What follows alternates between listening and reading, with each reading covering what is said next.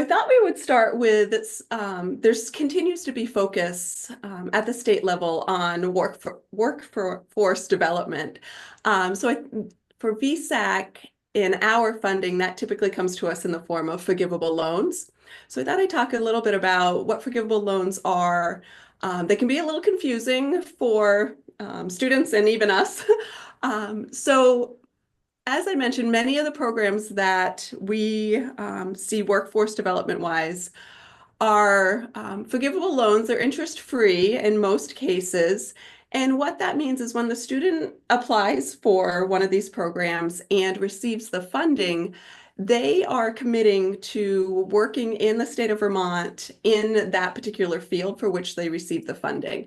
So when they receive their award notification, they are also receiving a promissory note that they need to sign and complete and return to VSAC that is confirming their commitment to the work obligations or the service obligations in return for receiving that funding. And they sign a promissory note for each year that they are awarded funding.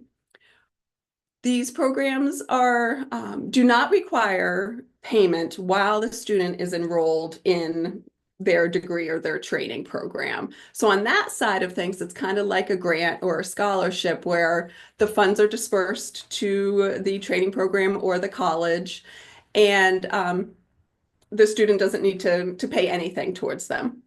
And as long as the student completes that training program, gets their applicable license if it applies to their degree, and works in the state of Vermont for each year for which they receive the funding, they never have to make a payment on that loan.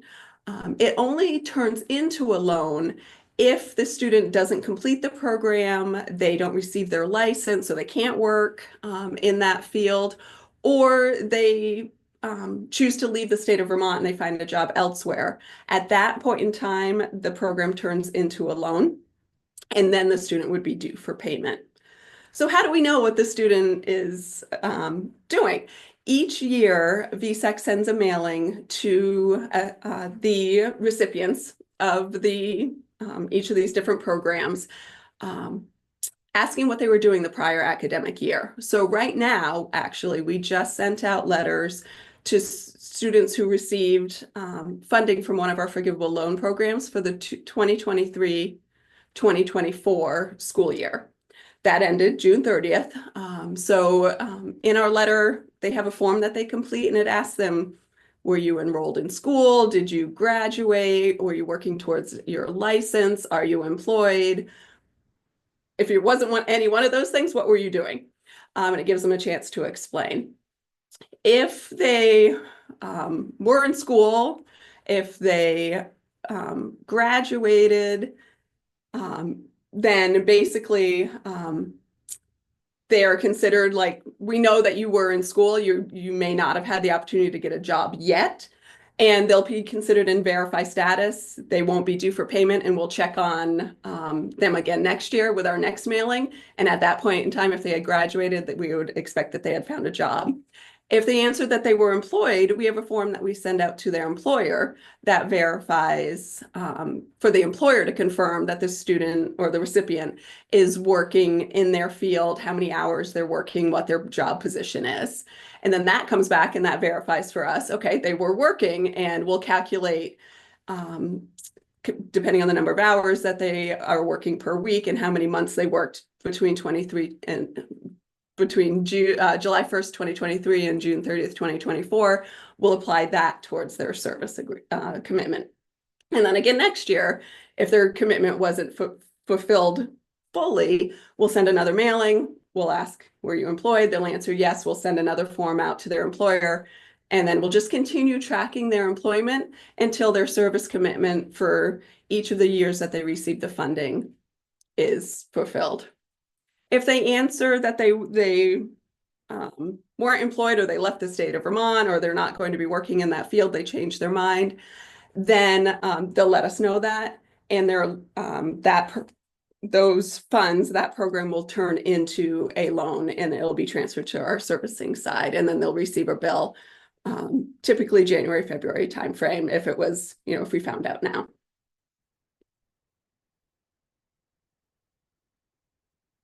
I think we have a quick pop quiz. I will launch that right here. True or false? VSAC's forgivable loan programs require the student make payments while the student is enrolled.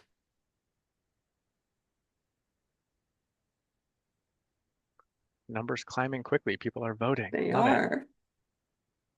Look at all those correct answers.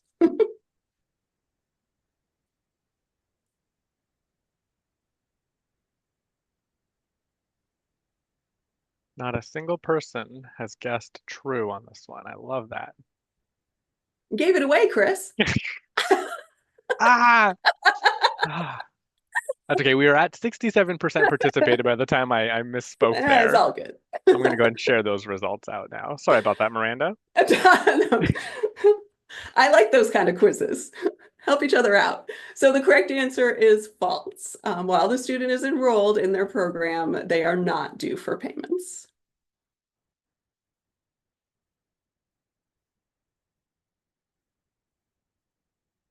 Okay, so a couple of our more popular or more widely used forgivable loan programs. One of them is our Vermont Nursing Forgivable Loan, and this one has been around a while. We've over the past couple of years received a lot more funding for this program and seen a lot more use and interest. This program allows for up to full in-state tuition at Vermont public institutions and a maximum of $16,280 at Vermont private or out-of-state institutions. So it can be used in-state, out-of-state. It can also be used by Vermont residents and non-residents. And it's available for most nursing programs, from the LPN certificate program to the two-year associates, bachelor's, RN, and even graduate nursing programs. It's forgiven if the student works full-time in Vermont in the nursing field for 1 year following licensure for each year that they receive funding. This past year, we were able to award about 30% more students than the prior year and over $3 million in this program. And we actually had a lot more applications, received a lot more applications than we were able to award. So this program's definitely seeing some good use and hopefully increasing the nursing workforce in Vermont. The other program that we've seen that's newer the past couple of years is our Vermont Trades Forgivable Loan Program. This is up to full tuition, maximum $23,000 for recipients that are or students that are enrolled in an industry recognized training or certificate program. So this is for the non-degree and certificate programs specifically that lead to employment or career advancement in a high demand sector in Vermont. And we use the Department of Labor's list of high demand sectors when using or when determining eligibility for this program. In addition to tuition, students can also apply for up to $2,000 to help cover their exam or their licensing fees at the end of their program. It's open to Vermont residents and non-residents as well. It can be used in and out of state. And this is forgiven if the student works full-time in an eligible field for 1 year for each year that they receive their certification. And I see that there's a question, is there any data available on how many people qualified for these specific no interest loans? The scholarship booklet notes estimated award numbers, but I'm wondering if that's based on how many have typically applied, use them, or based on funding levels. And then is there a criteria you use to determine who gets the money, or is it simply first come, first serve?